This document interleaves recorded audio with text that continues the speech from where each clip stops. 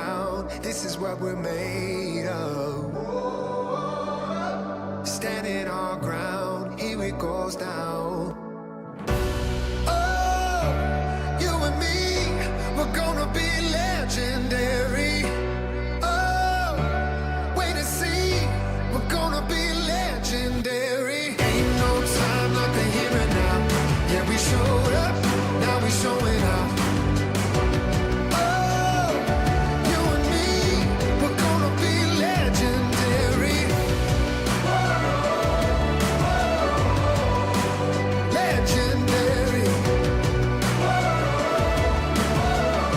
We're gonna be legendary.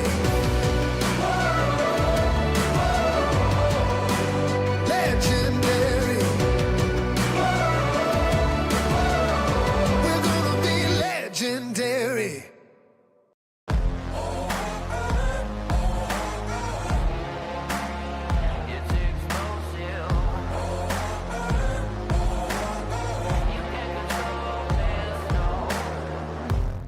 I got metal running through my bones, a resurrection like a ghost. Hurricane, go ahead and blow. Where you could keep your white flag, I'll never fold. A shadow on a battlefield, a survivor never yield. A thunder, go ahead and shade. Don't run from the storm when I feel the rain. There's no rest for the wicked, no victory for the weak. And when the weeds getting thicker, you'll never see me on my knees. You can't control this, it's explosive. You can't control this, it's explosive. You can't control this, it's explosive. I got a fever in my blood, a falling embers from above. I feel the heat when the pressure blows, a wildfire that you can't control. There's no rest for the wicked, no victory for the weak. And when the weeds getting thicker, you'll never see me on my knees. You can't control this, it's explosive. You can't control this, it's explosive. You can't control this, it's explosive. With every beat of my heart, I'll be the light in the dark. You can't control this, I'm explosive.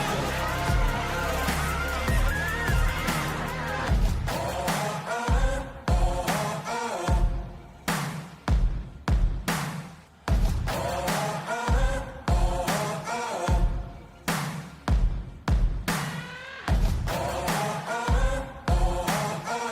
can't control this, it's explosive. You can't control this, it's explosive. You can't control this, it's explosive. You can't control this, it's explosive. 10 years of speed. 10 years of stories. For the past 10 years, we've been more than just spectators. We've been the heartbeat of local racing, growing alongside the tracks, drivers, and fans who make it all possible. From the dusty turns to the checkered flags, we've shared every triumph and every challenge, making memories that last a lifetime.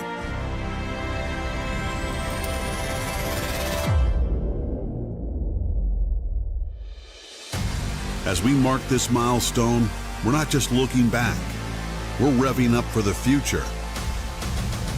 We are expanding, bringing you even more racing, more coverage, and more ways to connect with the adrenaline-fueled world we love. Our commitment to the local racing community is unwavering, And the next chapter promises to be our most exciting yet.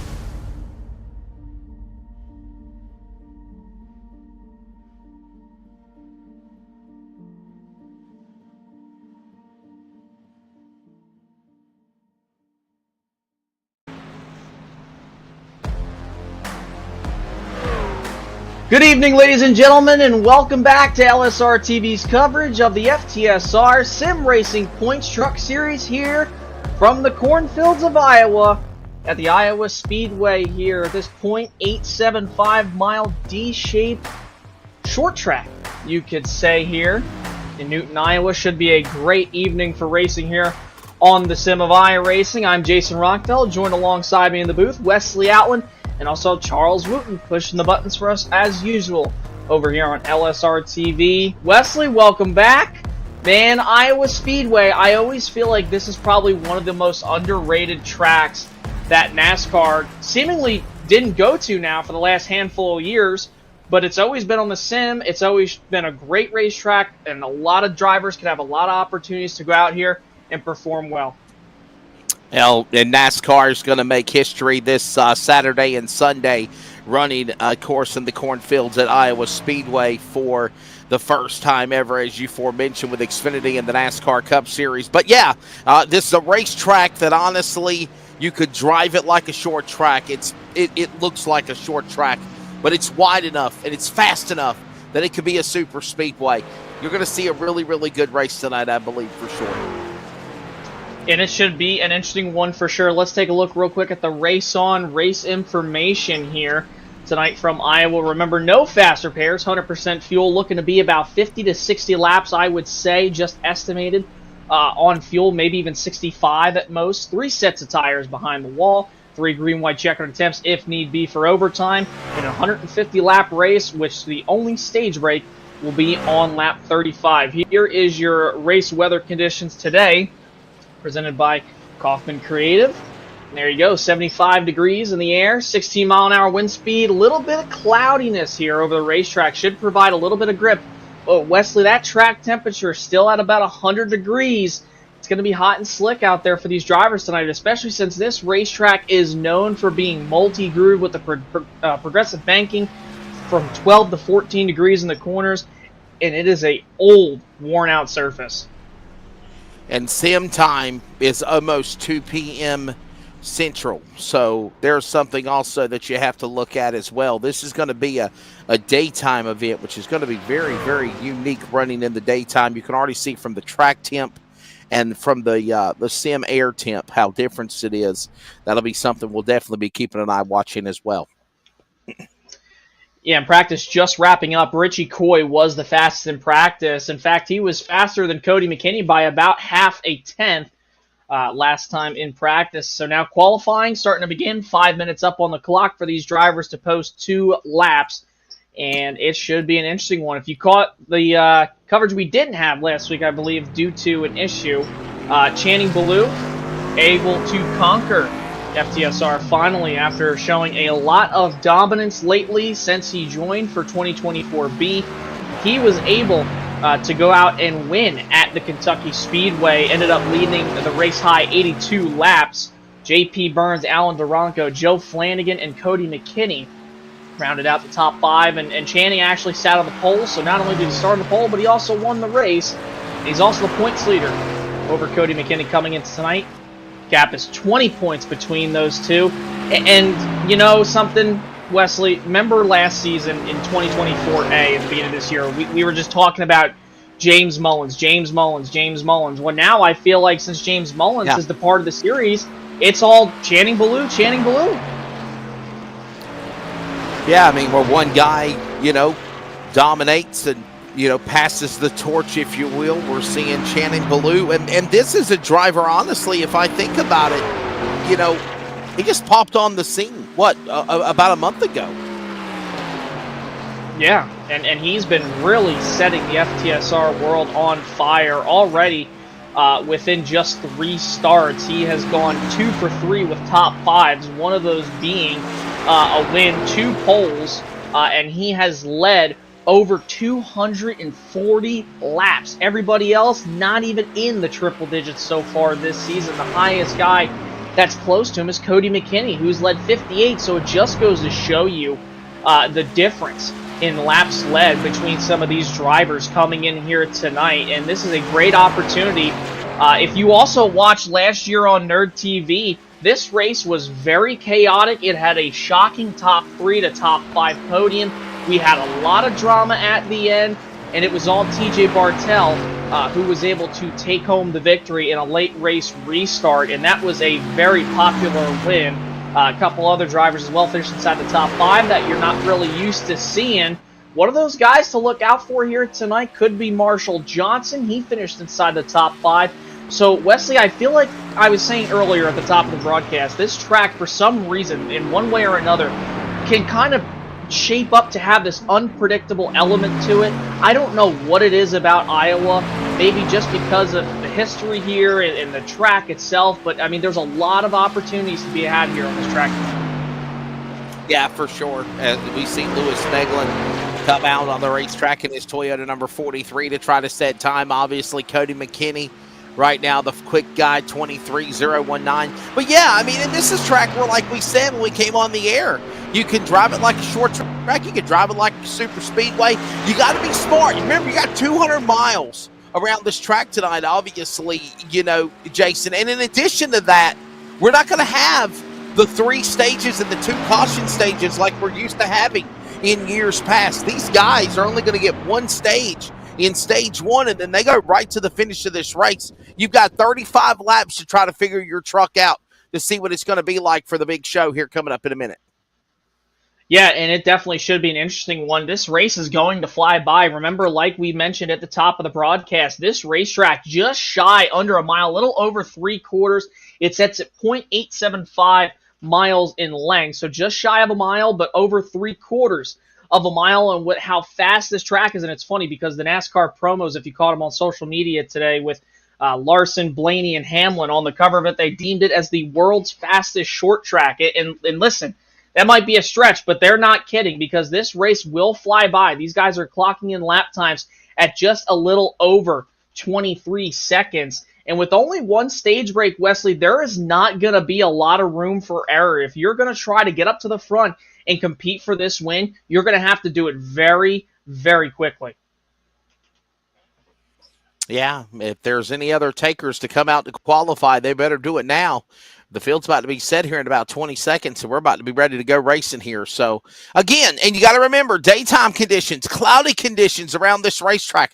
That's something we're also going to be keeping an eye on watching here tonight. Yeah, for sure. And it looks like the qualifying session is going to come to a close here in just 8 seconds. Only 17 drivers posted a lap time out of the, looks like 22, 23 drivers that have shown up and registered for the race session here tonight. But there we go. Qualifying is finally complete. We're about to get ready to grid. Cody McKinney grabs the pole with a 23.019 over Richie Coy's 23.067. Ready to go here from the cornfields of Iowa. No corn here, just bad, fast racing from Iowa. Here we go, row number 1. You'll find Cody McKinney, driver on the pole, and also second the points. Richie Coy, there he is in the number 19 machine, had some issues in practice, but remember, he was also the fastest one in the practice session. Row number 2, Ben Tracy in the 35, who has just been outstanding so far in 2024, and Bobby Terrell, who led the second most laps here 1 year ago. Row number 3, you are going to find Marshall Johnson, who finished top 5 here 1 year ago, and Sherwood Williford, who's always a driver who can be very sneaky and find his way up at the front when it matters the most. Row number 4, you'll find Joe Flanagan, who's coming off of a great top 5 last week at Kentucky, alongside James Torrey with a great qualifying effort in the 6 machines. Row number 5, top 10, you'll find Lewis Meglin in the 43, and Jeff Chandler just starting on the edge of the top 10. Moving on to row 6, Wayne Grassi in the 7, Joey McKinney, truck number 18. We'll see what they can do. Row number 7, top 14, Kyle Milliken will be right there in the 42. Robert Malikian will be in the 16. Row 8, Ryan Chapman, Tony Solari will be in the 2 and the 11. Row number 9, we'll find TJ Bartel and John Ballou in the 26.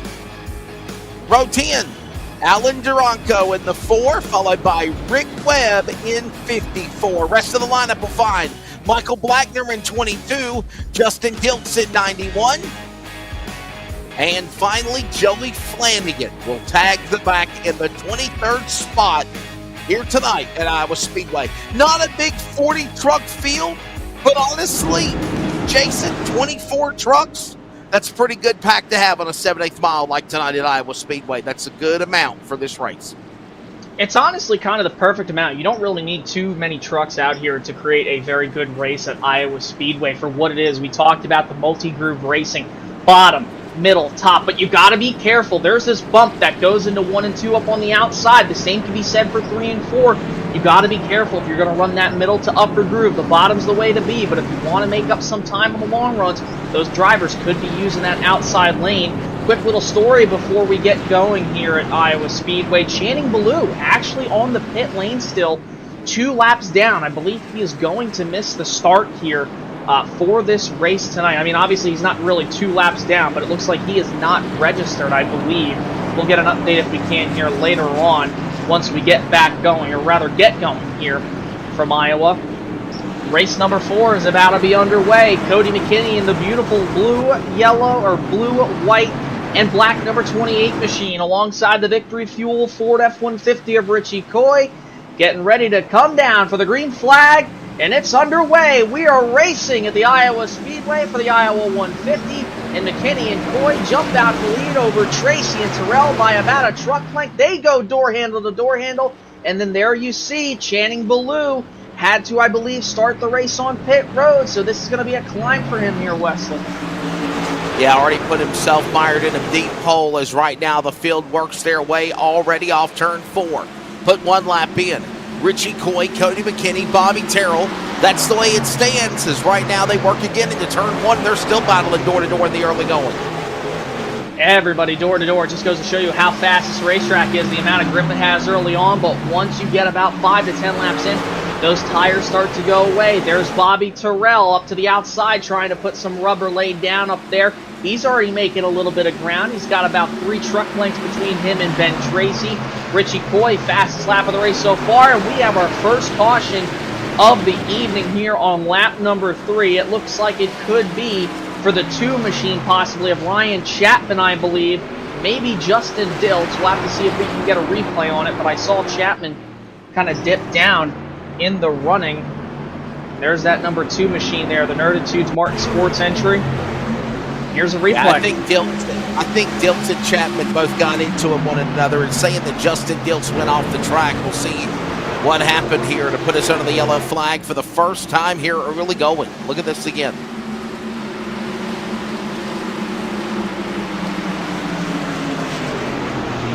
I think it was for Justin There he Diltz. is. Okay. There's Diltz. Yeah, spinning. Yep. Yeah, Here we go. 91. I think he probably more than likely gets loose, because you'll see this Ford truck right here, Wesley. Alan Duranco gets up into the wall. I don't know if there was contact between him and Diltz, but here, Diltz just sends it on in there. It starts to get really tight, kind of gets the 4 a little arrow tight, and then bounces off the wall. And the 91 just kind of leans right towards the wall, and unfortunately takes himself out here on lap number 3. That number 91 Toyota Tundra TRD machine will head to pit road for some repairs.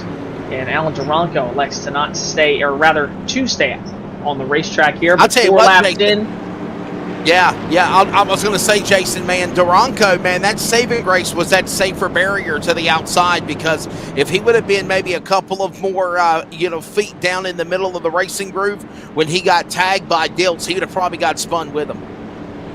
Yeah, absolutely. Definitely for sure. Because, I mean, with that truck, the way it traveled up the racetrack there, it just looked like he was going to either pound the fence and just keep going like he did. But ultimately, it was his saving grace. And it's thankful that he did not get spun out there, or else that could have been a race ender. Could have been involved, could have collected more trucks maybe, probably spun down to the inside wall. But obviously, he is able to keep going. He did not pit that last time around. Dilt's still on pit road. I believe he will go 1 lap down. But Wesley, the person this helps the most now, even though he's going to be mired in the back, who needed that caution, is Channing Ballou. Yeah, you're exactly right. And obviously Channing Ballou going to get a chance to go for this double file restart to really try to go in here and make something happen. Now remember, he entered on the racetrack at the start of the race, mired in the back, and he's only in 21st place right now. But again, this caution early going gives him a chance to kind of get right in the shuffle of things here. So what was there really a starting park or a penalty or anything like that for Ballou is really not going to matter now, as he's right back in this battle with these drivers. And he is going to be right back up in this battle, regardless if it was a penalty or just maybe a miscue on his end, missing the start of the race, because that does happen from time to time in the sim racing world, where drivers just miss the start because they get caught up with something outside their sim rigs or whatnot, maybe an issue possibly. So maybe if, the 26 machine ends up finishing up on the podium here tonight in Iowa, we'll have the chance to obviously talk to him. But now the restart's going to be Richie Coy with the race lead over Cody McKinney on the outside.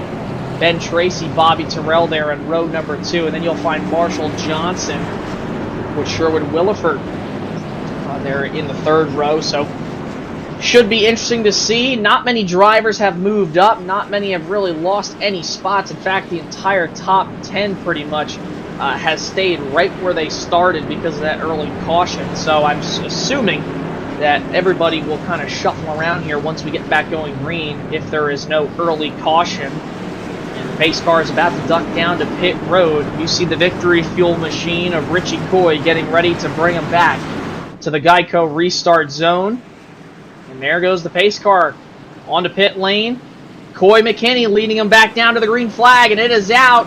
Bottom lane does not get going nearly as well as the top lane, but Richie Coy shoots out of the can. He's going to clear McKinney down into 1. Let's try this again with Coy up in front. McKinney right there in tow. They've already pulled away about 2 or 3 truck lengths on the rest of the field. There's Terrell, Tracy, Williford, Johnson, and they are all stacked up 2 by 2 like dominoes, working their way off the corner out of 4 on lap at 7. And Tracy nearly just brushed the wall. He was dirt tracking it, looking like he was Kyle Larson running the cushion the other night in the High Limit Sprint Car Series race. And obviously, that 35 machine keeps it out of the wall. They're doing a great job. There goes the 33 machine of Williford. He looks underneath Marshall Johnson. And that's a new scheme for the 33 of Williford. Not really used to seeing him run anything but that Taz Kevin Harvick colored car. But he's able to run a new paint scheme tonight. You just saw the 9 machine. Marshall Johnson, he brushes the wall. So it looks like, Wesley, lots of guys are having a little bit of trouble off 4. Inside of the racetrack, there's the 9. That's Johnson, Williford, plenty of room given on the outside lane. Also, right there as they work off of turn 4. Lasso, Flanagan watching on, and behind them, look at this, behind the top 10. Big stack up of traffic. Rossi's in it, Meglin's in it, the 18 also of McKinney. Take your pick. All these trucks are good. Right now, they're just methodically trying to get through the pack, and they're 3 wide. 3 wide down to the bottom. Wayne Grossi thought about sending it in there, but he doesn't. Lewis Meglin travels up the racetrack. Nearly got to the side of Joey McKinney, but they're able to keep it going. Still double wide for these 4 rows back in the field.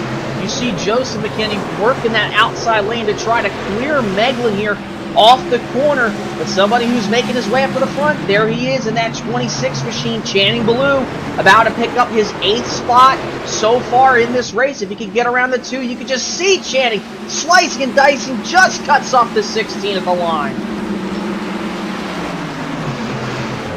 Watching that 26, Channing Ballou, already climbing in now to the top 20 in the 15th position. There you see the 31. That's the man in 8th spot. There's Jeff Chandler. Behind him, James Torrey. The 11 is also a Tony Solari. All these guys single file here, working back around the racetrack in the daytime. Totally different than running at night here at Iowa. We kind of emphasized that when we came on the air. But honestly, we're used to doing races here at Iowa, Jason, in leagues past that are at nighttime. This is a totally different scenario for these guys you got to adapt to. Yeah, absolutely. And here's the thing, too, with Iowa, with this racetrack and the treacherous, conditions with the asphalt here being so old and worn out, and it really chews up these tires, is there's a lack of grip out here compared to the nighttime, where you're going to find a lot of grip on this racetrack, and you can work a lot of the lanes. The bottom tends to work really well, but the top lane really shines in the nighttime. But here in the daytime, it's just hot, it's slick. You got to find grip where you can get it. And obviously, you see that 26 of Channing Ballou. He might be burning the rear tires off that thing, but man, he is picking up a lot of spots just getting around Ryan Chapman. That's 10 spots now picked up for the 26.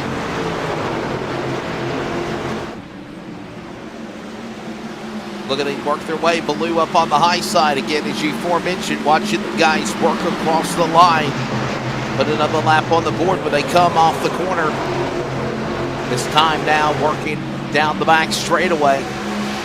Anybody's race still in the early going. Obviously, we're seeing the strengths of Richie Coy, but Ballou, Team Connie, starting to find his way through the front. He's on the outside lane. He's making something work as McKinney got loose off fourth the line.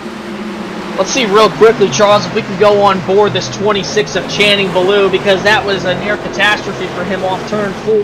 He almost rushed the wall, and you can see he is just trapped right now behind James Torrey, the 6 machine. He's going to put it 3 wide. He's going to put it through the middle now.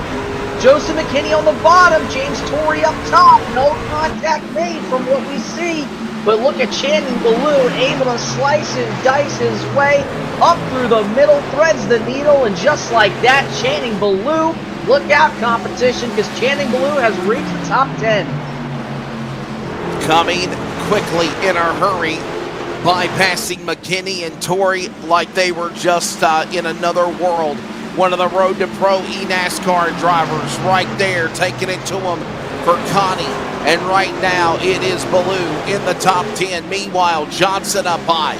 Little loose there for the 9. Flanagan powers by, tries to make a move on the inside. Can't get the clear. Neither can Chandler as the sun peeks through the trucks off of turn 4. And Joe Flanagan doing a great job is right there. Rick Webb got super loose coming out of turn 4, saves it. And we already saw one overcorrection practically here tonight earlier on in the race. Don't want to see another one. These guys door to door.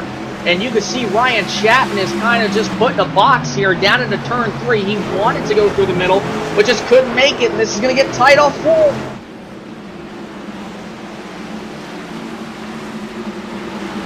Good times right now inside. Look at that number 2. Plenty of room given for that driver. Obviously, Ryan Chapman, Rick Webb, Lewis Meglin, all of them in that mix. Meanwhile, we continue to watch the leaders work again off of turn 4. Coy with about a 3/4 second lead over Cody McKinney. Bobby Terrell is 2 seconds back. There you see some of the other guys in the top 10 working their way back into 1 and 2. Yeah, everybody is kind of just really spread out right now, but you won't see this full spread out effect until we get into this second stage here. Remember, stage 1 completion will be at the end of lap 35, and then we will go all the way from the restart to the checkered flag. Only one stage break for 2024B and going forward. And look at the number 16 there of Robert Malikian trying to put a 3 wide on the bottom of Lewis Meglin. I believe that's his teammate. James Torrey up top. They're still 3 wide back to 3. They're not done yet being 3 wide again up on the top side. The 6 giving them plenty of room. There's James Torrey. Milliken right there. Bartel, Meglin, all these guys right in that pack holding their line on the inside. The 16 makes a dive into the mix. That's, of course, the driver, Robert Malikian. And these drivers right now trying to get into position here because we're closing in on 10 to go here in stage 1. 10 to go, this time by at the line, and Richie Coy still leading, this time by about half a second. Cody's been able to dwindle the gap down just a little bit, but still a lot of hard-fought racing throughout the back half and middle half of this field. Back down the back straightaway, you see Torrey just in front of TJ Bartel. And there they go back to 3 and 4 now.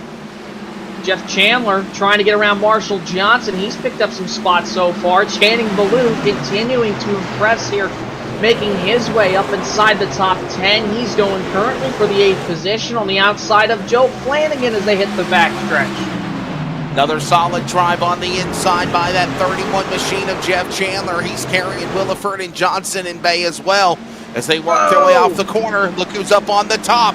Boy, the 26, Channing Ballou, almost slammed the safer barrier. Check that. He did get in the wall, but he's not done. Racing hard on the outside out of 2. Trying to keep it out of the wall, but trying to get to the front because he knows that with every lap that Cody McKinney is getting close to that lead, and if he leads a lap, that is just more points added for Cody McKinney here tonight. Ballou now all over the back bumper of Johnson, gave him a little shot coming out of turn 4 here with just 7 laps to go in the stage, working up to the outside again through 1 and 2. Chandler really slow up on the outside.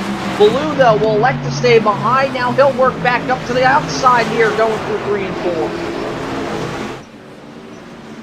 It's the Iowa 150 right now, and we're closing in on the end of that first stage. Look at him come to the line. There's Chandler on the inside. Ballou is right there with him. This driver climbing 16 spots and quickly getting in to the top 10. Now trying to clinch the top 5. Chandler, Williford in front of the 26 off 4. 5 laps to go, this time by at the line for stage number 1. And while this battle is shaping up, Cody McKinney starting to run down Richie Coy just a little bit. The gap is almost 1/4 of a second between those two. And it could be McKinney who gets around Richie Coy for this stage. He's been utilizing this outside lane, getting the runs off the corners, down the straightaways. It's just going to be one thing to get to him, but another thing to pass him.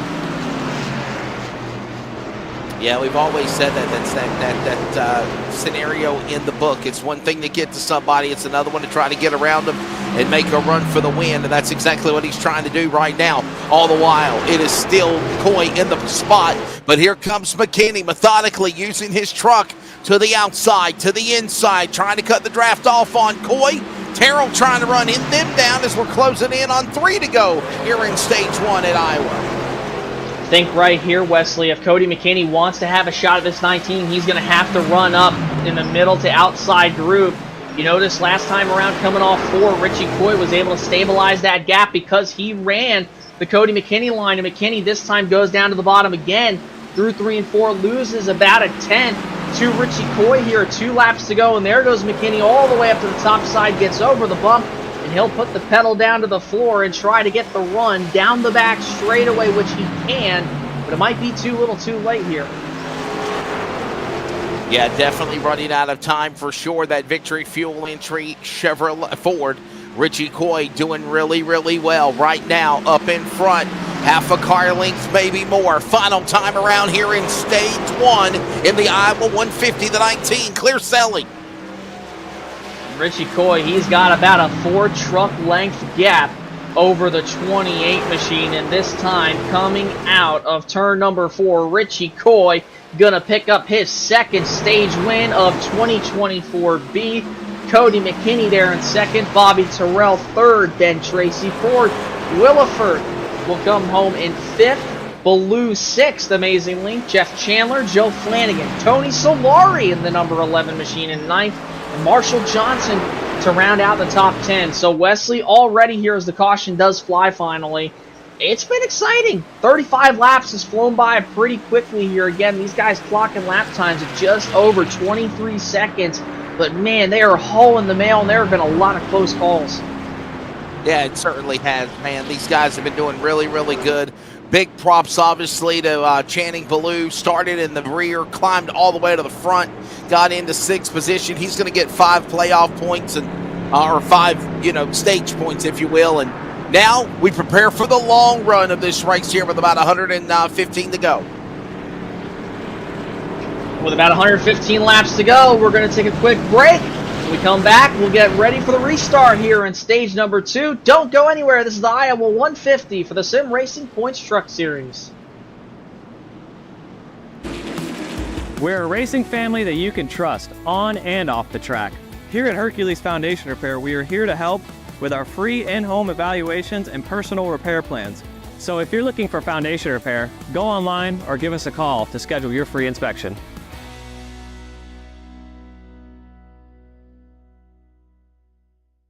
Drag race to the line.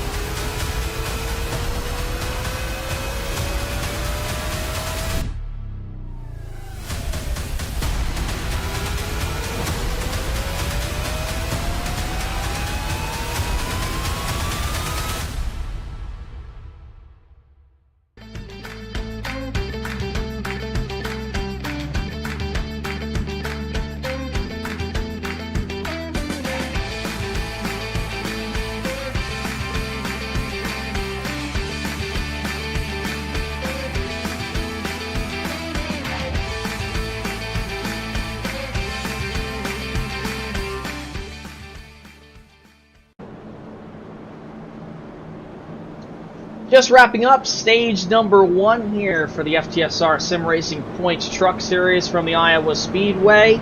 The Iowa 150, where Richie Coy picked up his second stage win of 2024B, but there's been a change of hand. Up at the front of the field now, Jeff Chandler.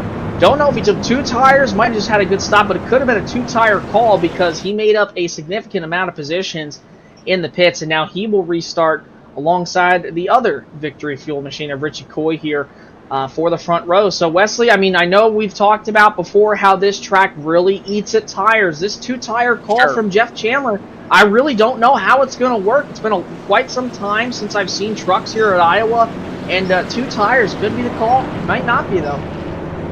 Yeah, we're definitely going to keep an eye and watch this. Obviously, we'll see what happens with the strategy of 2 tires instead of 4 tires. And, you know, maybe he knows something we don't. Maybe he thinks there's going to be more cautions here, obviously. You're getting yourself now into the final stretch of this race. It's going to be 109 laps, 110 laps to go, actually, when they come back to the green flag. It's going to be 109 remaining.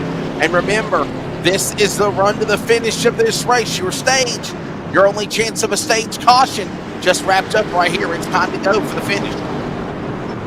Getting ready to restart on lap number 41 here as the pace car makes the left-hand turn down to pit road.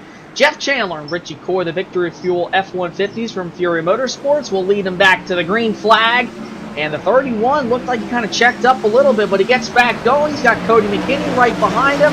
There's Channing Ballou there in the 5th spot, back to 1 and 2. Oh, Chandler weightless, around he goes, right in front of the field, collects Bobby Terrell, many other trucks involved as well. Will the caution come out? No caution, believe it happened all below the racing surface, but 2 tires on the 31 machine. Wesley, we just got our answer.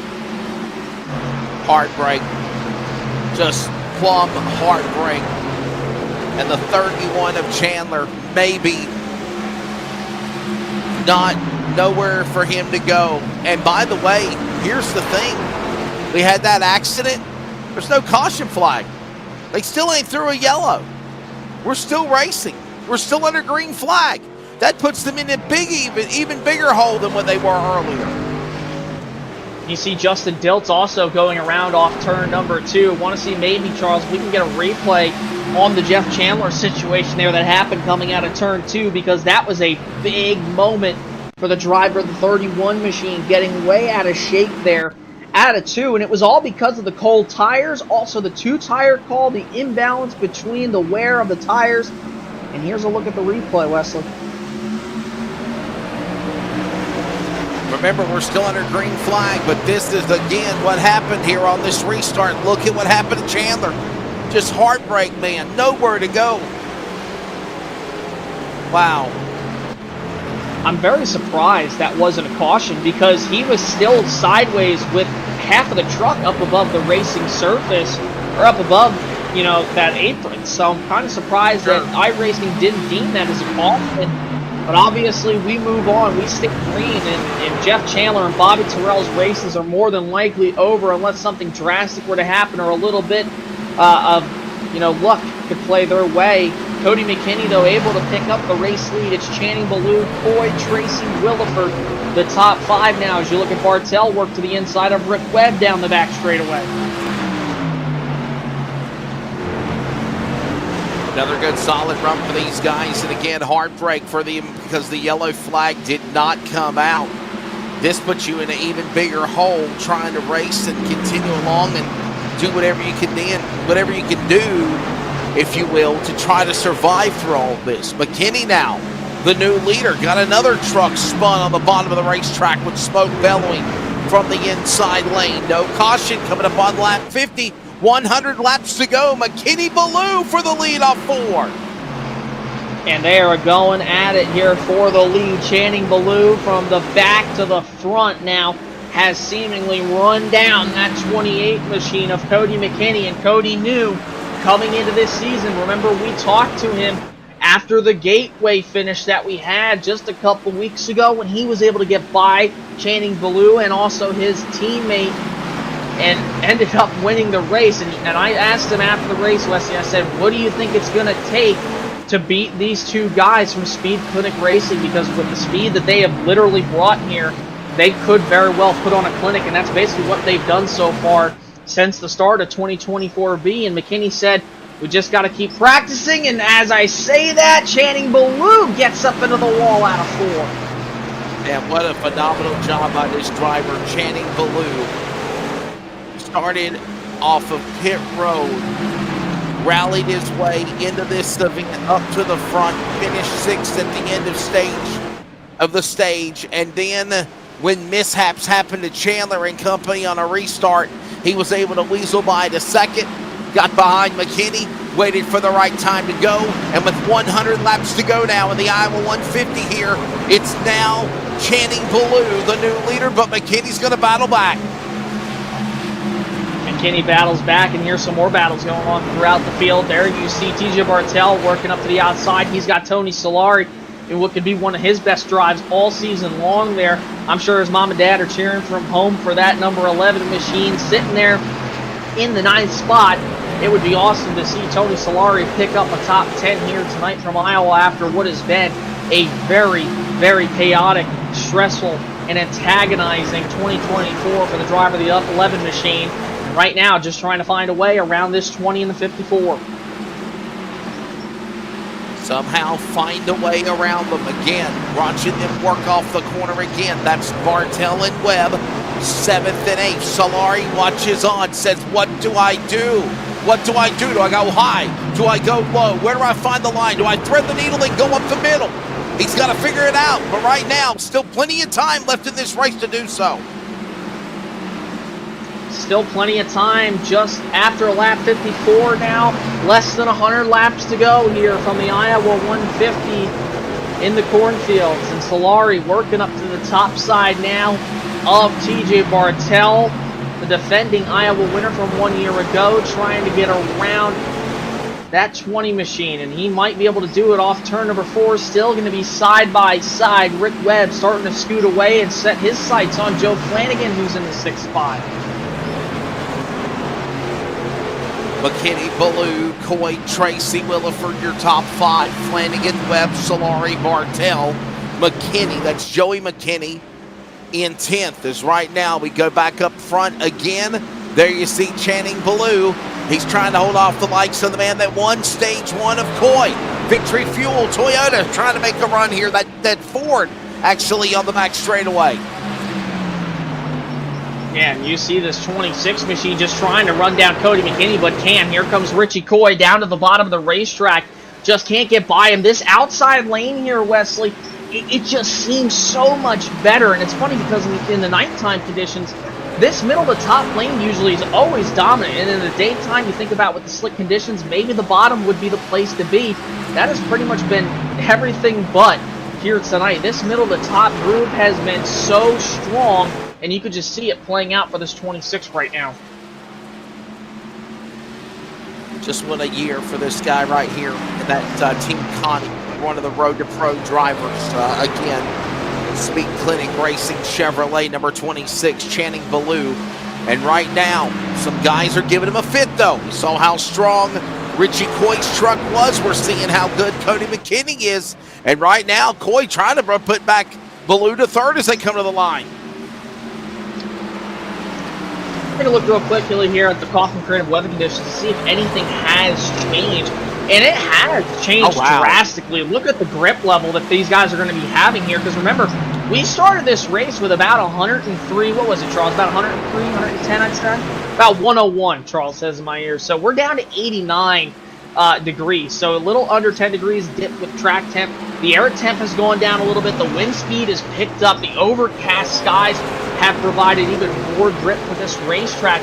So from what we're seeing here, Wesley, this track, just like it did on Sunday for the NASCAR Cup Series at Sonoma, the more they ran, the more lit rubbers they put on, the cooler it got, the faster the racetrack got, and that's what we're seeing right now. And by the way, in sim time, we're closing in on 3 p.m. Central. That's 4 p.m. Eastern time at Iowa Speedway right now. And obviously, you can see that the track temp really dropped. It was close, it was in triple digits. Now it's only at 90 degrees, so that's something that could really be affecting the handling on a lot of these drivers' truck setup-wise as we watch them work to the line on lap 61. Yeah, I don't think a lot of these guys could have anticipated this track would probably change this much, because remember, we started with those partly cloudy conditions. There was still a lot of sun out, but it was cool enough for these drivers to move around, but the track temperature was just so high. So some very odd conditions here for the night, and you can obviously see now that this track is drastically changing. Cody McKinney's starting to fall off just a little bit. Baloo and Coy have seemingly run him down. It's about to be a 3-truck battle here for the race lead, Leslie. And Coy wants to put the 19 back up in front again, if you will, on 87 to go at the line. We're closing in on the halfway mark of the Iowa 150 as well as Channing Ballou, second time testing the wall. Rear end of the truck got a little sideways. He held it together, and Coy's going to run him back down to the bottom into 1. Cool it down, Channing Ballou. This isn't the Knoxville Nationals. This is Iowa Speedway. You got to treat it a little bit differently. Flirting with the wall there out of turn number 4. And obviously now he's kind of moved down to the bottom, knows that grip has kind of gone away just a bit on the top. Richie Coy hanging tough with him right now there in the 3rd spot. He'll look back down to the bottom, and then Ballou will go to that middle line like he's done all night through 1 and 2. What a sharp drive there. Ballou on the outside. Chevrolet and Oval battling. There goes the Victory Fuel Ford inside. Richie Coy trying to get around him for the bridesmaid spot. While all this goes on, Cody McKinney loves it. A 3/4 second lead now over the field of 1st and 2nd and 3rd as they work their way back into the corner again off 2. Back into the corner they go, and here comes Coy down on the inside of the racetrack. He's got the run on the 26. The question is, can he clear him off 4? He's going to slide up a little bit, pull a slide job, and he will get right by him at the 26 of Ballou. What a crossover move. He'll go down to the bottom here through 1 and 2. They're going to be side by side once they hit the center. Ballou travels up the racetrack just a little bit on corner X. They nearly make contact. Coy on the outside, Ballou on the inside, door to door. It is magical watching these guys work their way again off the corner. Closing in on lap number 70. Now Ballou, another shot. Coy drifts up in front of him. All the while, as we mentioned, now it's about 0.75 seconds, the interval now. McKinney to those drivers, and they're not done battling yet on the backstretch going to 3. Oh, they are not done, and it is far from over. This will be continuing on all the way to the checkered flag, and we're excited to see how it will end up. McKinney is pulled out now to 3/4 of a second over Richie Coy, and Channing Ballou right back behind the number 19 machine. Still a lot of battles throughout the entire field. Williford and Joe Flanagan. Wayne Grossi continuing to drop through the field. He's now behind James Torrey, who's also dropping. Kyle Milliken dropping. Meglin dropping. Lots of these drivers outside the top 10 have lost a significant amount of positions from where they started. Some drivers to note who have gained a ton here tonight. Obviously, we talked about Channing Ballou back to the front, and he is now 3rd, plus 20. TJ Bartels in 7th, plus 10, and Rick Webb up in 8th spot, plus 11. To give a shout out, obviously, we mentioned the Tony Solari there, up inside the top 10 and 9th. He's up 7 spots. It'll be a magical night for him to finish up in the top 10 with the year he's had so far. But we're continuing to run this race down, and it has gone by in a hurry, already approaching lap 75 here pretty shortly. And Richie Coy is starting to run down McKinney just a little bit here, as you see Johnson close up to the bumper of the 2 of Chapman now off 2. McKinney still the man out in front. We're closing in on the cross flags for this race. By the way, only 2 cautions. One for an incident at the beginning of the race, another one for the end of the stage, and these drivers have been flawlessly putting on a show in the full throttle, of course, Sim Racing Series is in the wall, goes the 2. Hold on there, that's Chapman, a little sideways. Here comes the 9 of Johnson. This is for the top 10. 16, Milliken down there. Milliken on the bottom, and it's actually out of 4. Milliken looking down to the bottom, just can't get by Johnson and Chapman. And Ryan Chapman had a strong run here just 1 year ago. actually, and he has had anything but that so far here tonight in that number 2 machine. He finished 9th 1 year ago, so around the same position where he was just 1 year ago. You see Rick Webb getting passed by Tony Solari. That's for the 8th spot here as they head through 1 and 2.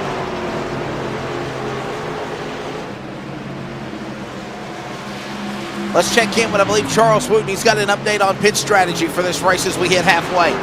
Yeah, we left the booth. I apologize, but we left the booth and we ran down across the track. Luckily, we didn't catch it on camera to talk to Brody, who is down in the pits, and got word. We were asking him what about pit stops, and they are going to be 20 laps short of making this all the way.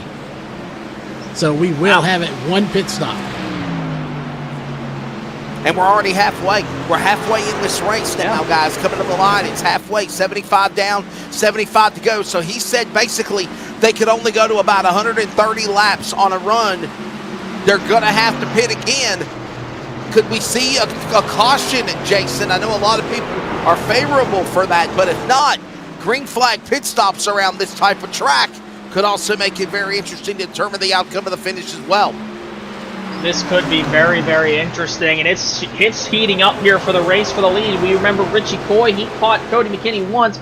Well, guess what? He's caught him here again. They have pulled away from Channing Ballou by over a second and a quarter, and now battle for the lead. McKinney up top, Coy down to the bottom, going to try to slide job. Not clear just yet. Nearly make contact out of 4, and it's still Cody McKinney with the race lead over Coy as they head back to 1. Holding, saving that line by McKinney up top. Coy, stage 1 winner, trying to battle back and get back to the front. The man that's on the pole in this race powers to the inside. McKinney up high, Ballou nowhere inside. Coy to the bottom, and they're stride for stride at the line. Stride for stride, and man, these guys are duking it out. This has been a fantastic, stellar race here. If you're just joining us on LSRTV, this is race number 4 for the FTSR Sim Racing Points Truck Series. And it has been a battle between 3 guys, but mainly these 2, Coy and McKinney. And you see McKinney working up to the top. He's going to try the crossover here as Coy clears him off turn number 4. McKinney puts the power down. Look at the run he's got down the front. Elects not to do anything with it. He goes low, fakes low, goes high now through 1 and 2, trying to pull the diamond effect off turn number 2. He's going to get a run, but what will he do with it when he gets to 3? Yeah, that's a very good question. We'll see how it goes to the line with 70 laps to go. Hey, these guys are doing a really good job in sim time, Jason. They took the green just 37 minutes ago, and they've already completed half the scheduled distance. 70 laps remain, 80 completed. And obviously, the racing's been very interesting as now we watch the battle outside the top 10. Johnson trying to get around Webb and company into 4. Well, what did I tell you, Wesley, before? I said that this race was going to go by pretty quickly with how fast they're going around this racetrack. And I said it before, they're deeming it this week as the world's fastest short track, Iowa State. So I guess we could put it at that.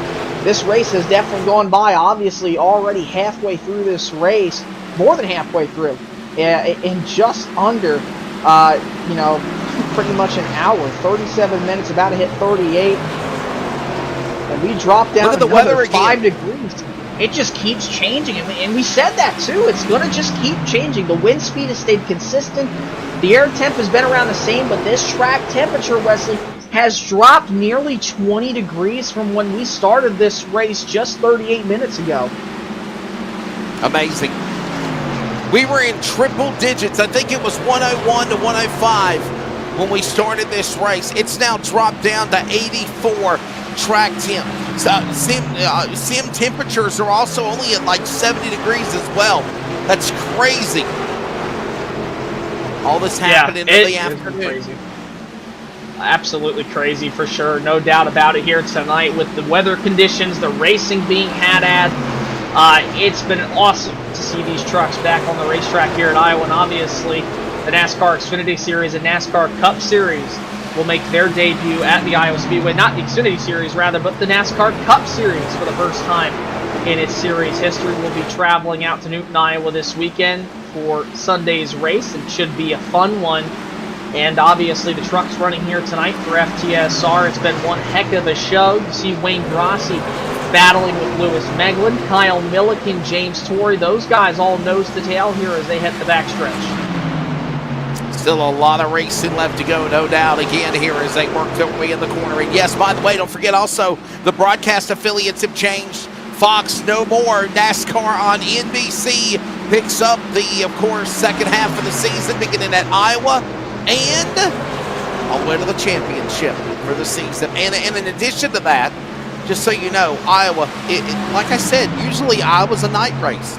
It's a night race on Sunday night as well. Remember that. This is a daytime race. This is really, really cool. I'm liking what I'm seeing. And if you do like daytime racing, about this same time, Jason, on Saturday, the Xfinity Series will be running the race here. Oh boy, and that's always one of the best races all season. So glad. I'm excited to see the Cup cars, Wesley, but man, I love some Xfinity Series action here from Iowa. That race has always been a barn burner, no matter who's running it, when it's running. Iowa has always been an awesome racetrack for the NASCAR Xfinity Series, so can't wait to see them back on track here in Newton, Iowa on Saturday afternoon, and it should be a fun one here. Lap 88, though, up on the board currently, battles throughout the entire race so far. Richie Coy leading over Cody McKinney now by a little over 3/4 of a second. Channing Ballou in third, back by over 2. Then Tracy Williford, Bartell, Joe Flanagan, Tony Solari, Robert Milikian, Rick Webb round out the top 10 here as we're over halfway through this race. And Wesley, we were just mentioning before about pit stops. Brody Hanna got to talk to Charles Wooten in the pits. I'd say you're going to see these guys probably come in here within these next 30 laps. Yeah, remember, Charles said they can't go to the finish of the race. And obviously, let's go ahead and give the full field rundown as you give in the top 10. Marshall Johnson is 11th.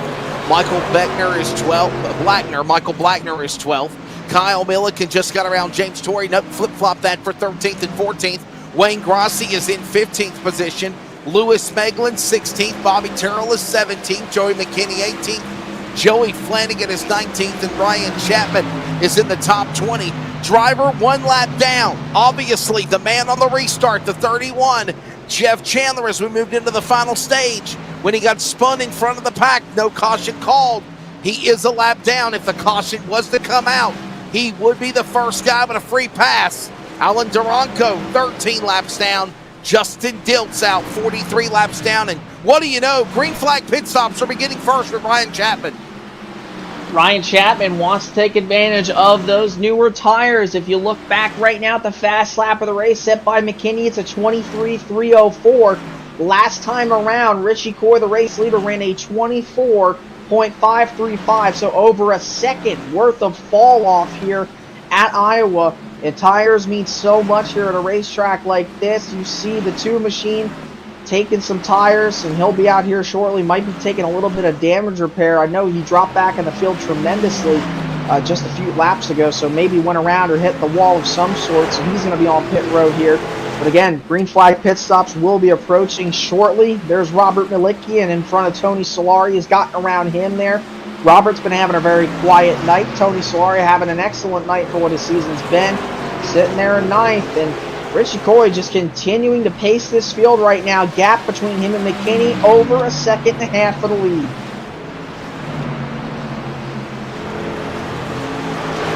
Up high, there's that 54 of Webb outside the top 10. Johnson Weasley takes that spot back. Webb's going to battle back on the inside for the crossover. They're going to go door to door for that spot.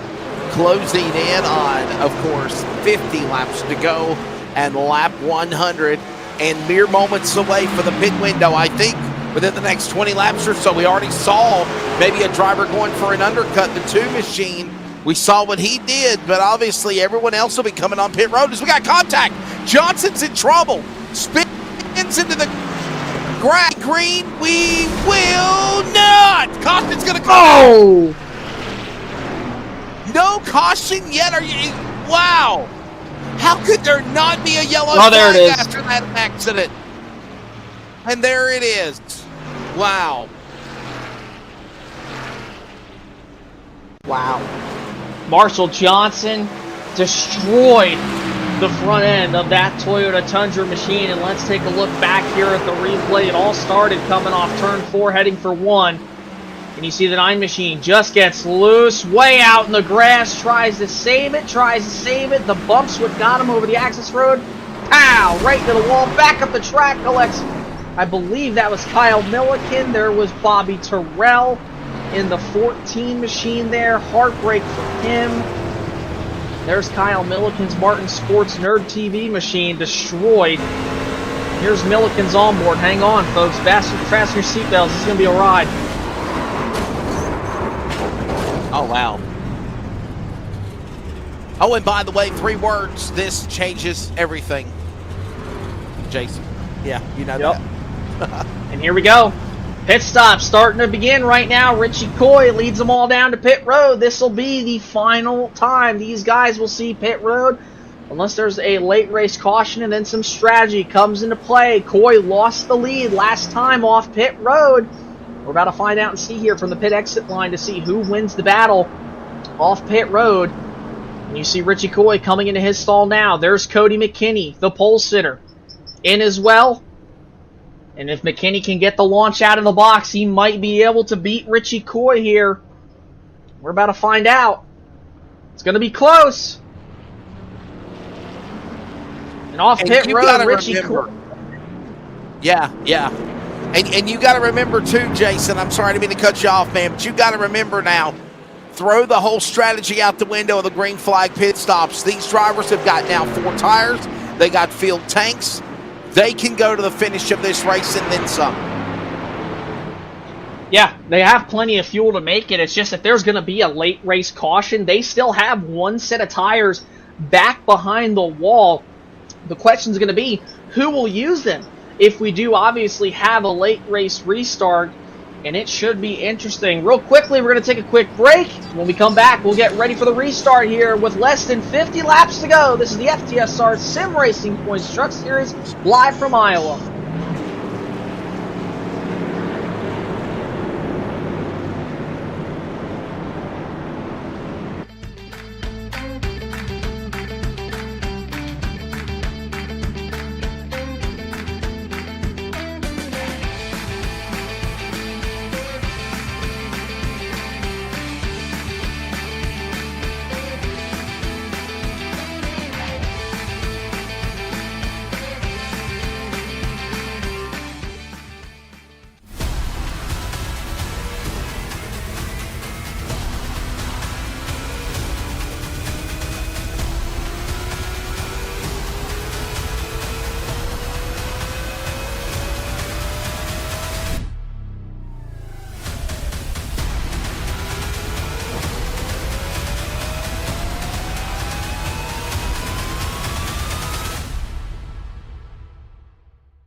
Drag race to the line!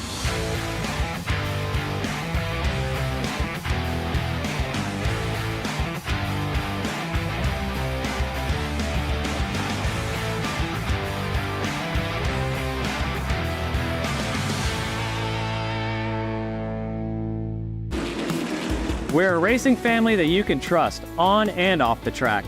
Here at Hercules Foundation Repair, we are here to help with our free in-home evaluations and personal repair plans. So if you're looking for foundation repair, go online or give us a call to schedule your free inspection.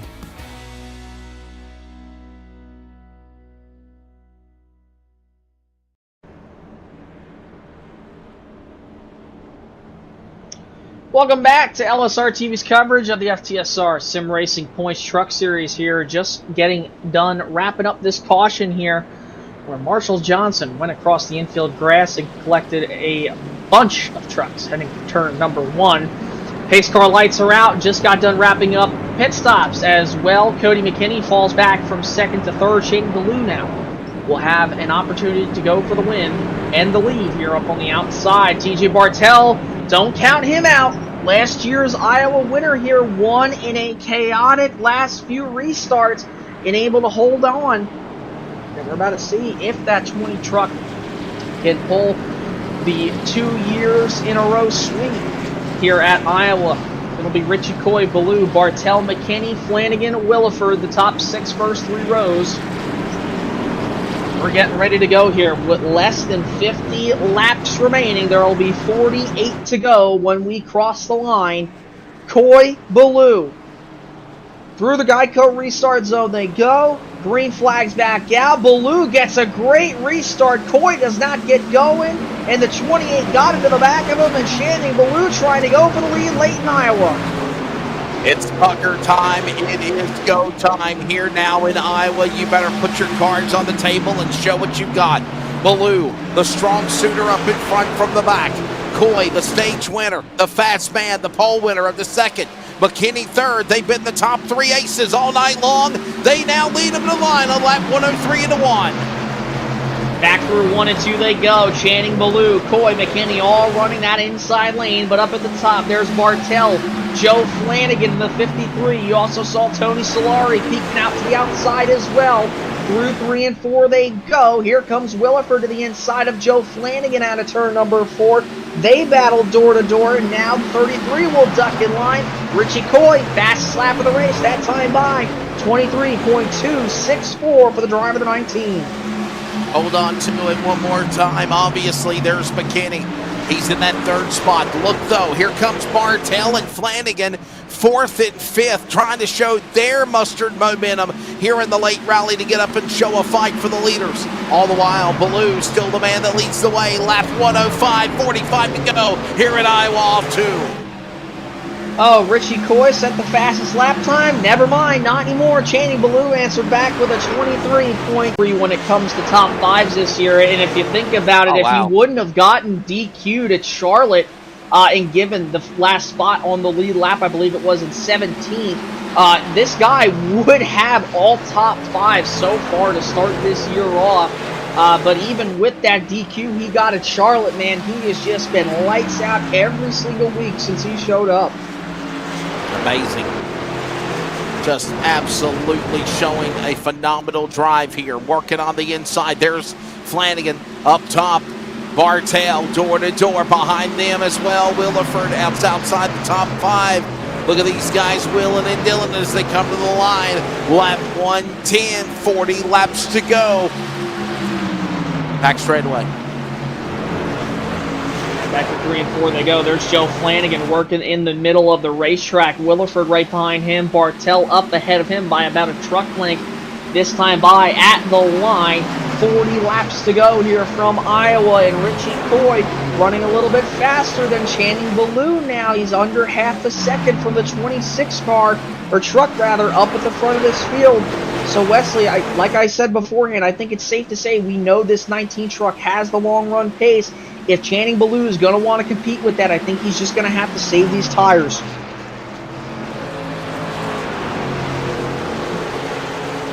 Man, don't count out Coy, though, man. What a strong run that driver had. I mean, he looked really, really good.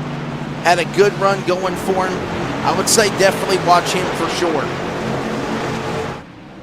Yeah, and he's continuing to run in that second spot. Another driver who is continuing the good momentum from Kentucky 1 week ago is that man you see on your screen in the 53 Chevy Silverado of Joe Flanagan. Last week at Charlotte, came home with his first top 5 of the year in 4th. And right now, running right where he basically was just 1 week ago, trying to maybe make it 3rd, 2nd, maybe even 1st if everything plays out. For the driver of the 53 machine, Tony Solari, we mentioned him having a great run. So is Rick Webb. Sherwin Williford, I believe we said too. It's just been a great race for a lot of these drivers here tonight. And really, honestly, not really that chaotic here. We've had some incidents, but other than that, we've had a lot of good, clean, hard racing.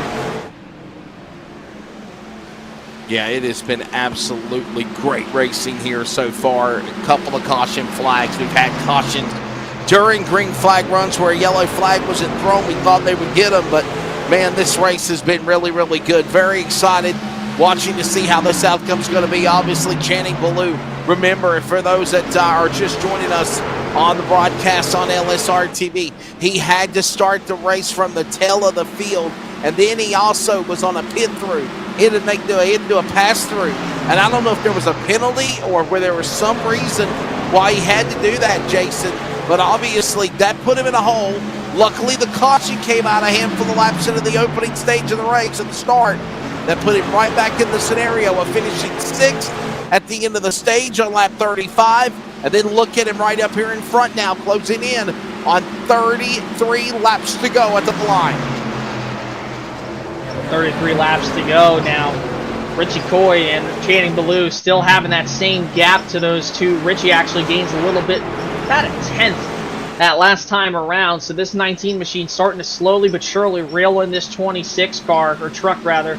And the laps are winding down though. But Richie Coy knows what he has. He knows he's got that long run pace. And Channing Ballou knows that Richie has that long run pace. So he's kind of trying to pace himself, I can only imagine, just a little bit. But we've seen this 26 machine go from the back to the front. It would be a great story to see him win not only 2 weeks in a row, but to go from the back to the front and win. Yeah, it's definitely going to be fun for sure as we watch these guys make another lap around the racetrack here. Obviously, there's Coy, and Coy is right there in a cat's whisker of Ballou. If Ballou makes one wrong slip, he can capitalize on it, but right now just kind of minding his P's and Q's, watching these guys work around the racetrack here, Jason. Yeah, definitely just minding the P's and Q's right now. Channing Ballou cannot afford a mistake with how close Richie Coy is to him. He gains about a 10th that last time around through 1 and 2 now. The gap is still 5 to 4/10 of a second as they exit down the back straightaway. They are in their own world right now, in a completely different zip code, as they say in the racing world. They have over a 3-second gap over the 28 of Cody McKinney, and we thought Cody had the speed. Well, change of plans. 26 now has the speed, and the 19 has had the speed all night long. And for the pole sitter, Cody McKinney, he might have to have another restart and get another opportunity if he wants to go for this win. Trying to set himself up here. Obviously, the strategy, you want to see the driver use up their tires. That's something that obviously you want to watch Ballou do if you're Coy and McKinney. Notice that McKinney has fallen off by 3 seconds to the leaders. He's nowhere in sight right now for the top two as they come to the line with under 30 laps to go. As they come to the stripe, it's actually 28 laps remaining. And again, you want to force Ballou to use up his equipment, Jason. If you're Coy, you want to save your equipment and you want to stay in hindsight of the 26, but you don't want to use up your stuff once you try to get there to run him. It's that old cliche we always say in real and virtual. It's one thing to run somebody down, Jason. It's another thing to pass them. And that's the feat the 19 has on the 26 of Ballou when they come back to the line. And it has definitely been hard to pass here tonight, with both the bottom having the momentum into the corner, but then the outside having the runs off 2 and off 4. So this could get very interesting very quickly here. And Ballou is actually now pulled out about a 10th and a half more from what the gap was. Richie just kind of needs to pace himself, not burn those tires up. And I want to say, Wesley, with about maybe 15 to 10 laps to go, that's when you want to turn the jets on.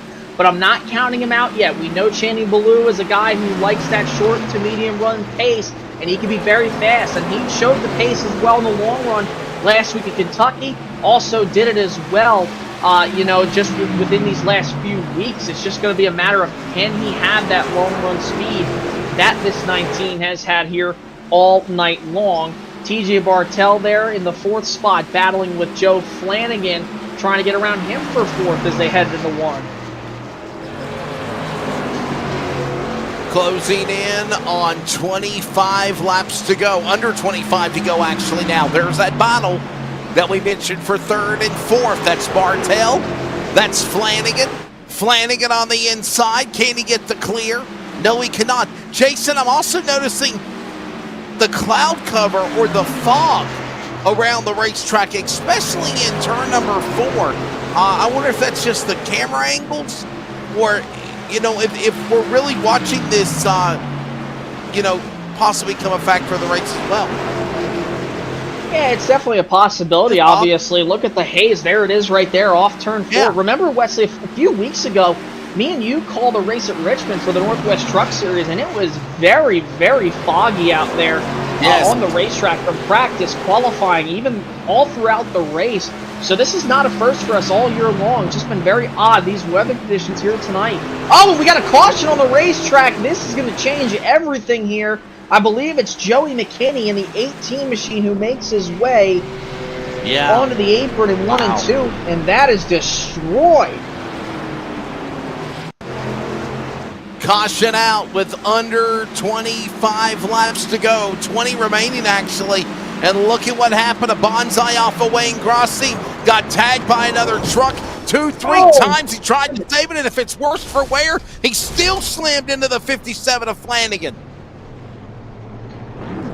What a hard hit that was. And it's funny because that all started off turn 4. The 18 lost it, then he saved it, then he lost it again, then he saved it, then he lost it again for a third time. I guess third time's not the charm, but the bad luck charm here tonight. So there he goes. He saves it once, saves it again, and then all of a sudden, boom, 3 times, and you're out. Just like they say in baseball, 3 strikes, you're out. And unfortunately, that's going to end the night for the 18 and also the 57 of Joey Flanagan. But here we go, Wesley. Talked about those final pit stops. If we got a late race yellow, here we go. Yeah, I mean, here it is. And remember, the strategy was going to be probably these guys pitting around this time anyway, because we knew they were going to have to pit with 20 to go. Hey, look, you got a race caution with 20 laps to go. Come back in. Use your, everybody's gonna pit. Channing Ballou in first, out first. Coy, Chandler. How about that, Jason? Chandler back in the game. He's in third now after that pit stop as he was in the back. I believe he's going to be dropping to the back here because he got his lap back. Exactly right. He was the free pass. My apologies. Yep, I got all excited for nothing. He was the driver that had the free pass. My apologies. My bad. Wesley getting excited for no good particular reason. We're just messing with you, Wesley. But the 98 or the 31 makes his way down to pit road, and he was the free pass, so he'll have his lap back here. So, and it's looking like Channing Ballou, Richie Coy are going to be restarting here on the front row. Wesley, pick and choose them. Who you got? Man, I want to say Channing Ballou's going to win this race, but honestly, I think you've got some wild cards on the field, and I would say Richie Coy's going to try to pull something out of a rabbit out of a hat to try to go for a victory here. Definitely, my money's on the 19. I hate to go with the highest odds, but, Channing Ballou with the speed he's had here all night long and the short run speed that this 26 can pull, if he can get a restart like he did here just recently, I personally believe that he's going to be able to use that lane on the restart to obviously get this jump, get out front. I personally believe that this 26 machine here, Wesley, is just been so outstanding tonight. Should be fun.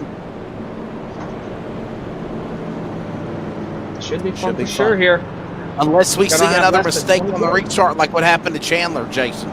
Oh boy. Yeah, let's not have that happen because this is almost the same scenario we had here 1 year ago at Iowa. Lots of cautions in the final few laps, and it just became absolute chaos. Lots of drivers heated with one another after the race. It's going to be interesting here. And remember, Iowa's a short track, so short track tempers flare. There is that possibility, and it's going to be very, very interesting to see here when we get back going. Top 10 so far with 19 to go, 18 at the line. We'll probably get the 1 to go signal this time. It's Ballou, Coy, McKinney, Bartel, Joe Flanagan, top 5. Then Malikian, Williford, Solari, Tracy, and Webb to round out the top 10. And it's been a great night for drivers like Joe Flanagan trying to get back-to-back top 5. Sherwood, Williford, Tony, Solari, Rick Webb.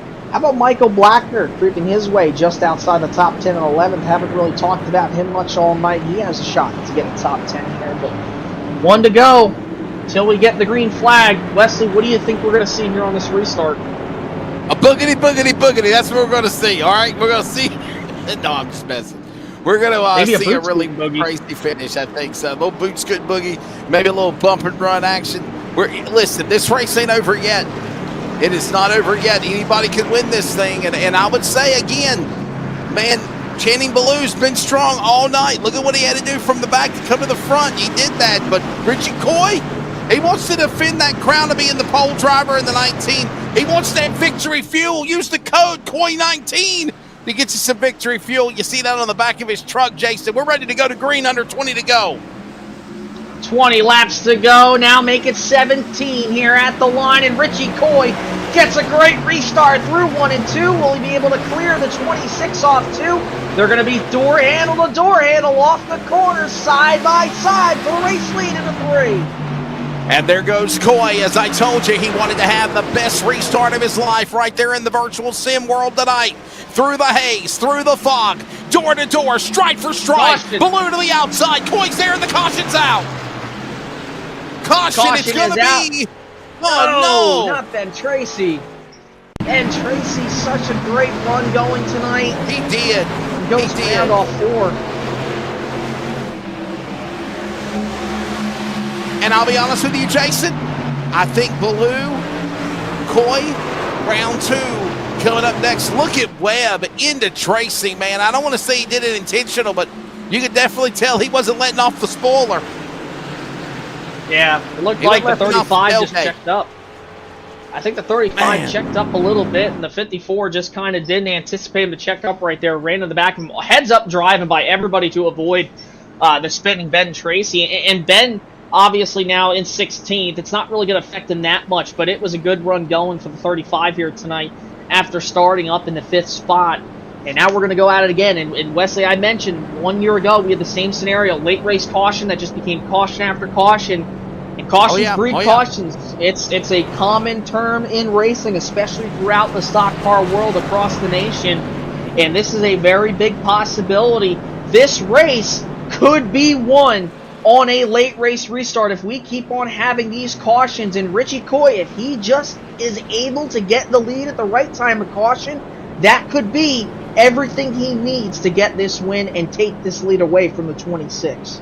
No, you're dead right, man. You're exactly right. Look at how strong the 19 was. And that was what I was telling you whenever we come back for that restart. My fear was that the 19 was not showing all of his cards. He was really, not showing his strengths to Baloo. And boy, that 19, I think, is more stronger than what we thought. Yeah, and I'm really surprised that he actually got a better restart than the 26, because if you've seen the restarts here, folks, all night long, this 26 has been really good on the restarts. There was one restart in particular where he wasn't even the leader, but he shot out of the cannon once the green flag dropped. And remember, in this series, these guys, they go on green here. So the 26 got a really good start, beat the 19 to the line, or the 28 it might have been, and then he took the lead ever since then and kind of set sail until that caution came out with around 30 or 20 laps to go. And now working under another late race caution here with 14 laps to go. We should get the 1 to go signal either this time by or next time by. All Richie Coy needs, though, is a good restart here. We'll watch all that transpires as these drivers are getting ready for the restart. Look at the haze, by the way. Can we look at the weather real quick, Charles? Look at the weather real quickly. Look at this, bottom right of the monitor, Jason, and look at this. Look at how it's dropped again. Wow. Still. And the air temps dropped too. It was around, I think, 74, maybe 78 at one point. It is 70 degrees out here. The wind has not changed. The overcast skies are still in effect. And the track temperature has still dropped by about 11 degrees from when we started. And it got down to about 89, even 80. Around there, I want to say, somewhat. And it has been just a very interesting night. The weather is just continuing to change here with this dynamic weather system provided on iRacing. And it has definitely made a very interesting race. Different trucks handling well, some others not. We're getting ready to come back for the restart here. We should see the 1 to go signal this time. Cody McKinney, by the way, going to have another opportunity, the pole sitter here. Talked about him. If he can get a good restart, well, if he can have a good restart here, he might try to set it up. If you caught us back at Gateway a couple weeks ago, remember Cody McKinney was able to make a move in the final corner on the last lap at the last second when the two teammates of Blue and Paris got together through 3 and 4. McKinney scooted right on by in one of the most dramatic FTSR finishes in history. And this could be shaping up to be another one here tonight from the cornfields of Iowa.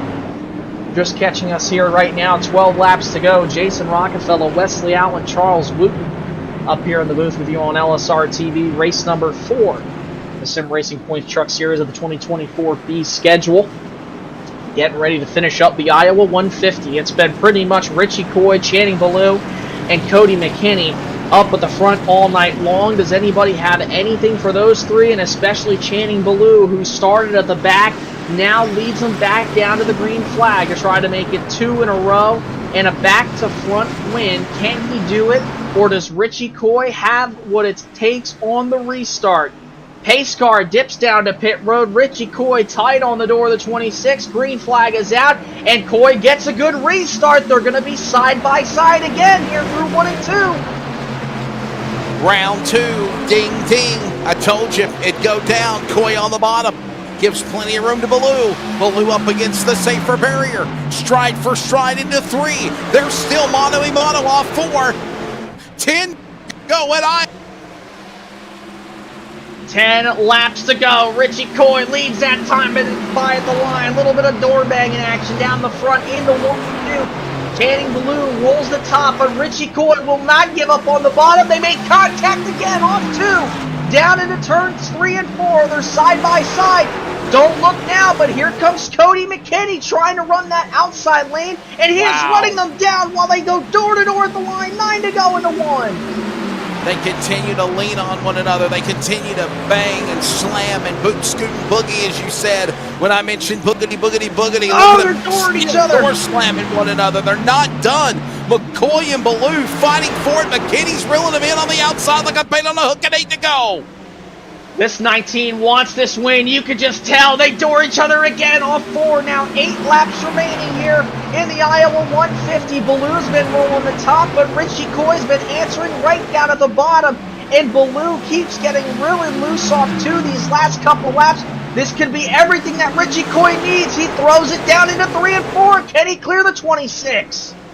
He tried to make the move on the inside, gives Ballou plenty of room up top, but the caution flag will come out. Yellow flag waves. Lewis Meglin has crashed in truck number 43. Caution will wave with 7 laps to go. The question is, can we get refired, or do we go to overtime? And I think there's only one chance at an overtime finish. Here's what happened to Meglin and Flanagan. Wow. Yeah, and this is going to put us under a caution. We very well could possibly go into overtime if these guys don't get gathered back up quick enough. And we have 3 attempts if overtime. But Wesley, look at this. This is everything that Richie Coy needed just to get this lead. And he'll have a shot here for this restart. I told you, I had a feeling that Coy's truck was just such strong. He needed to get a battle alongside with Ballou, man. Even the dogs are barking. There's exciting. They're even excited about what we just saw for the battle for the win. Yeah. Yeah, I'd be barking too if I was Falcon. Might have to get him here in a second. So it's been a really interesting race here. Coy is the race leader. He was able to take it there with a hard-fought battle between him and Channing Ballou on the restart. Now the question's going to be, can he hold on here to pick up his first win of 2024B? It should be an interesting one. Going to take our last break, and when we come back, we'll see who's going to win. Round 3, ding ding. I don't know, Wesley. We're going to have to find out. We'll be right back after this.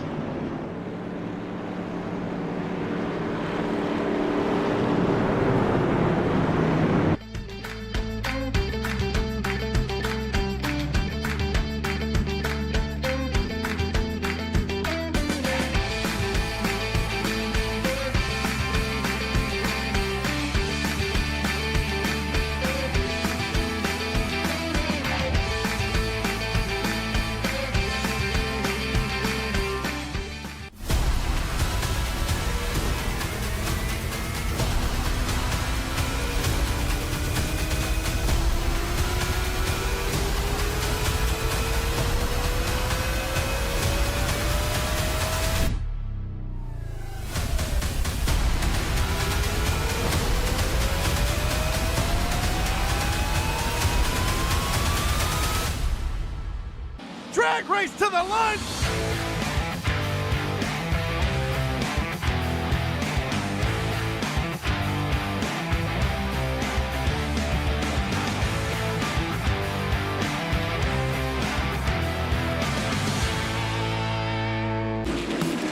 We're a racing family that you can trust on and off the track. Here at Hercules Foundation Repair, we are here to help with our free in-home evaluations and personal repair plans. So if you're looking for foundation repair, go online or give us a call to schedule your free inspection.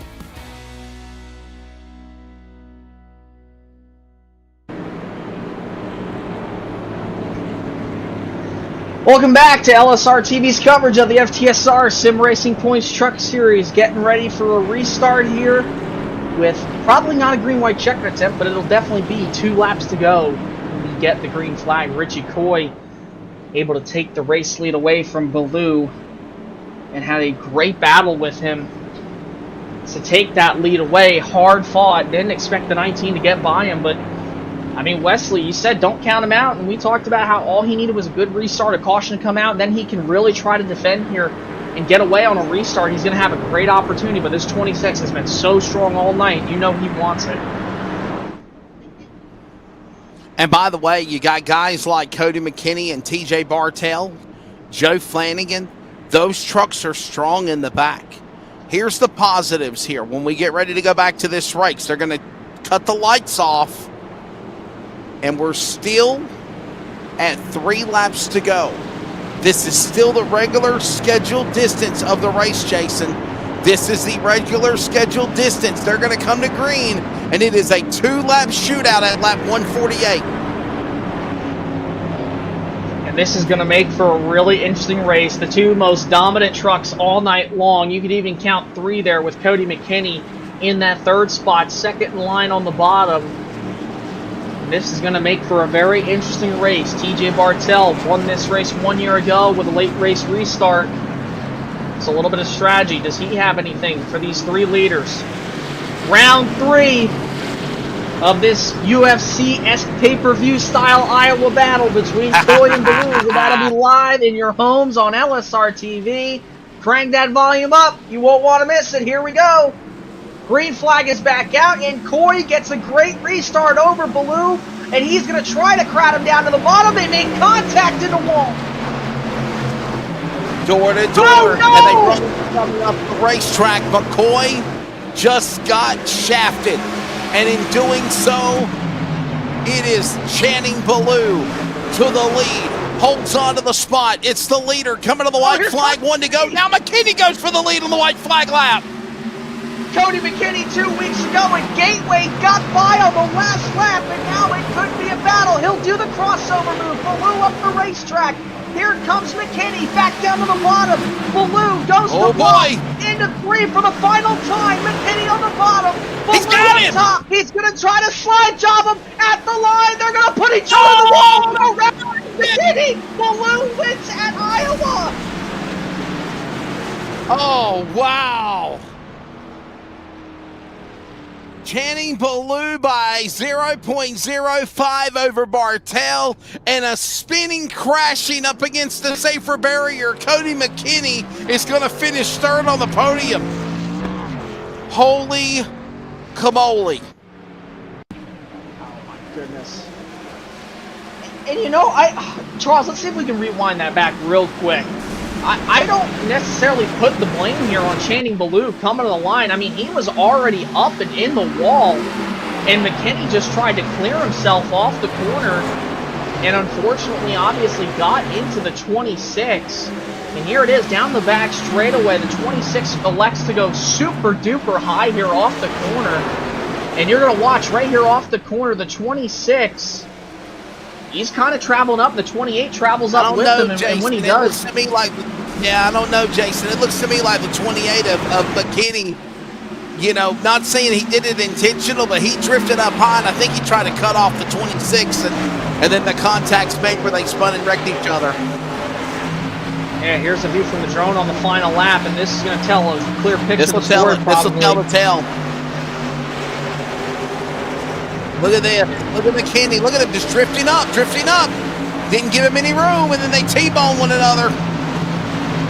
McKinney cost himself that race. I hate to say it. McKinney cost himself that race.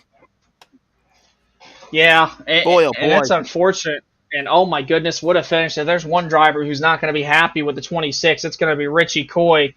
But what a finish we had here at Iowa. We told you it was going to be a barn burner, and surely enough it was. John Ballou, 2 weekends in a row, 2 wins in a row, picks up the victory in Iowa. Bartel, Flanagan, Cody McKinney finishes there in P4. Sherwood Williford, Robert Milikian, Bobby Terrell, Richie Coy, Michael Blackner, and Rick Webb, the top 10. Oh, man. James Torrey, 11th. Wayne Grossi, 12th. Ben Tracy is 13th. Tony Solari is 14th. Jeff Chandler will finish in the top 15. Lewis Meglin, Joey Flanagan, Joey McKinney, Kyle Milliken, Marshall Johnson, top 20.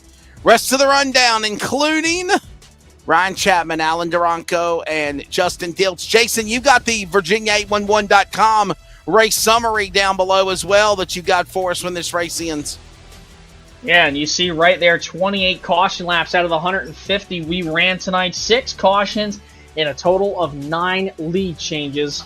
Obviously, the race summary presented by Virginia811.com, reminding you to dig with care, as always. When we come back, we're going to talk to the top 3 up on the podium here from tonight at Iowa. Stick around. Post-race interviews coming up shortly.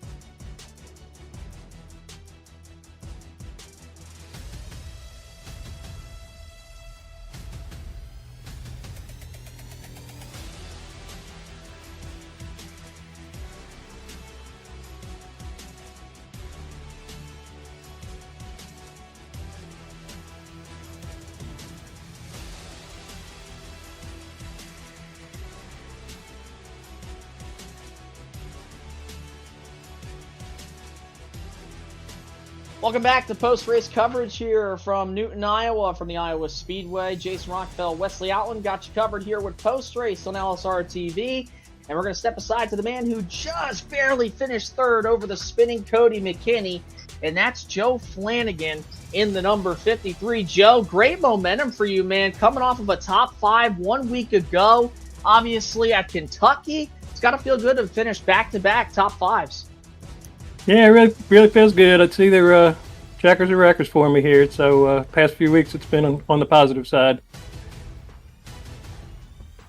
I'll tell you what, man, another solid finish podium. It's always good. What's your take of what you saw up in front of you to determine the end of the race? And obviously, right place, right time to get a third spot. Yeah, I hate to get it that way, but, you know, you got to take it. It happens to me just as easy, you know what I mean? So you take them when you can get them. I probably didn't deserve a third. I had a pretty good truck, and even on long runs, I was keeping up with TJ, which is never happens. So I was real happy to finish up third. But that wreck up at the front was a little bit disappointing to see. Yeah, and Joe, obviously, with a great finish like this, man, who do you got to thank for finishing here in the third spot tonight and trying to continue this momentum now for the coming weeks forward? You know, I've been dying to get interviewed. I've been hoping to get third place just so I could get on the broadcast. So I got to thank you guys for making it so much fun to watch. You know, the next day I'll go back and watch the whole thing. Brody and his admins for running the show. It's great. My former teammates, I think they might have dropped out, but FXBG, they've always been fun to practice with. They help me out. Just anybody, all the sponsors, whoever they may be. I can't keep track. I'm not good at this kind of thing, but thanks to everybody that's helped me get here. It's been fun. Well, you're going to get used to it and have to know if you keep on having runs like this. That's Joe Flanagan at number 53 coming home P3 tonight. And now we'll head over to the bridesmaid. Just one spot short from making it 2 Iowa wins in a row. TJ Bartell, man, you were quiet all night long, started in the middle of the pack, and said you were going to be a contender with that win you had here 1 year ago. Your take on tonight? Yeah, really happy. We had a really good truck. My poor qualifying puts me way towards the back, so I got a lot of ground to make up. But, you know, the longer the truck ran, the better I got, you know. So just bide my time and trying to make smart passes because it is so difficult to pass here. Well, TJ, man, I guess I could ask you the same question I asked Flanagan, dude. What's your take of what happened in front of you and literally waiting for the right place at the right time to pounce on them and got to be happy with – sorry, my allergies are killing me. Got to be happy with a second-place finish. Yeah, I mean, if it had went green the whole way, I probably would have ended up about 4th, I think. So, you know, I gained 2 spots on that. Just, you know, because it's so hard to pass here, it's just, you know, trying to make that swing underneath like the 28 did. You know, he had a lot of momentum on the bottom, and then the car on the outside has a lot of momentum coming off, and they just run out of room, I guess. And, you know, it helped me to get second instead of third, but, you know, hate to see something like that happen. But it is, you know, just really hard racing, trying to get a win here, which isn't easy. And TJ, and said, man, who do you got to thank for this awesome runner-up finish here tonight in the cornfields of Iowa? Oh, I really like this track, so it's nice to be successful here, you know, 2 years in a row. So happy with that. But I thank LSRTV. You guys do a great job. Appreciate all you do. Brody and the FTSR admins, really happy with, you know, what they do. They give us a really good place to race, and it's not an easy job. So hats off to those guys. I got to thank Wayne Grassi and Wayne Grassi Engineering for the setup. The truck was really good, especially in the long run. Thank my teammates, Wayne Grassi, Sherwood Williford, and Bobby Terrell. It's fun running with those guys. They really make this a lot of fun. And just thank True Timber Camo and Lee Jeans. There's TJ Bartell coming home P2 tonight in the number 20 machine. And now we'll head over to Victory Lane, presented by Victory Fuel. And remember, if you use code FTSR at checkout, you could save 10% off your order for drinkvictory.com. And tonight, it's all Channing Ballou, man, back to the front. Controversial, I know it's going to be talked about here for the remainder of the week, probably, with the finish that you, Cody McKinney, and also Richie Coy had. But what was your take there on the final restart and obviously the finish out of 4th? It was just hard racing. I mean, if you want to pinch somebody down and you run into this thing called netcode on iRacing, is at least what I saw from the first accident. But Richie didn't get a good restart, and he didn't like that I was going to probably clear him into 1, so he started to pinch me on my door, and I didn't turn up, so he kind of hurt himself there. I thought he had a good strategy to stay up top because it was so hard to pass all night. I mean, and then clean air was huge. Once I got clean air, I felt way better. I couldn't run behind anybody for too long. And then the situation with McKinney, I'm there, and I'm going to continue to be there. So, I mean, car or truck, high, I'm not going to lift right there. I mean, it can be controversial as they want to make it, but it's racing. I don't know what more I'm supposed to do but try to win the race. Well, I'll tell you what, man, Channing, the race, the battle, if you could go back and do it again, trying to find the words here. Coy knew the outside was fast. You knew the outside was fast. Did you knew you had to battle him the way you did on that restart to try to get the whole shot for the win? And then obviously your take of you and McKinney coming to the line. It looked to me like McKinney drifted up in front of you and cut you off and kind of put himself in the fence. What's your take of it? Yeah, I mean, Richie, I definitely had to race him hard off into one and try to. I mean, the ultimate goal was to slide him right there if I could, like get in front of him and do a slide job. But he honestly could have gave me room and he would have beat me that race. I mean, he didn't really need to pinch, but he had a bad restart, and I think he misjudged how much faster the top can be. I think the big issue though that we're going over is being the leader. You have no advantage of restarting, so we're both firing on green, and it's all kind of timed. So the guy in second's really not at a disadvantage like in real life. So I think if we can fix the restart zone and use it, I think that if you like right there, Richie would have way been clear, had nothing to worry about me on the bottom. But yeah, I was gonna race him hard. I wasn't trying to dirty anybody up, but I'm also not a pushover. So it's late in the race, pay window's open, and I'm coming to get the money.